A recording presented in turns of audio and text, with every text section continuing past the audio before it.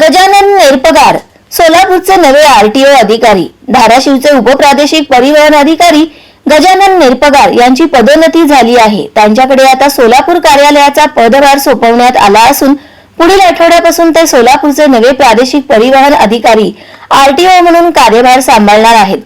सोलापूर सर्वाधिक अपघातांच्या राज्यातील टॉप 10 जिल्ह्याच्या यादीत आहे।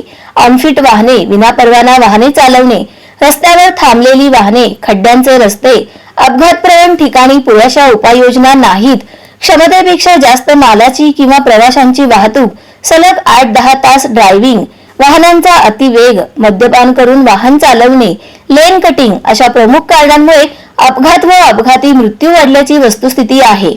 जिल्हाधिकारी व जिल्ह्याच्या ज्येष्ठ खासदारांच्या अध्यक्षतेखाली रस्ता सुरक्षा समित्या कार्यरत असतानाही अपघात नियंत्रणात नाहीत हे विशेष। आता या बाबींकडे कटाक्ष ठेवून बेशिस्त वाहनांवरील कारवाईसाठी नवीन मोहीम राबवण्यात येईल असे नूतन आरटीओचे श्री नेरपगार यांनी माध्यमांशी बोलताना स्पष्ट केले आहे। अनफिट वाहने रस्त्यावरून धावणार नाहीत याची खबरदारी घेतली जाईल असेही ते म्हणाले। स्कूल बस चालकांनाही दिला इशारा।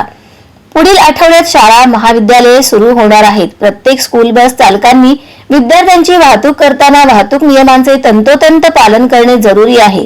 विद्यार्थ्यांच्या जीवाशी तडजोड खपवून घेतली जाणार नाही। विनापरवाना विद्यार्थी वाहतूक करणाऱ्या रिक्षा चालकांवरही कडक कारवाई करण्यात येईल असा इशारा नूतन आरटीओ श्री नेरपगार यांनी दिला आहे।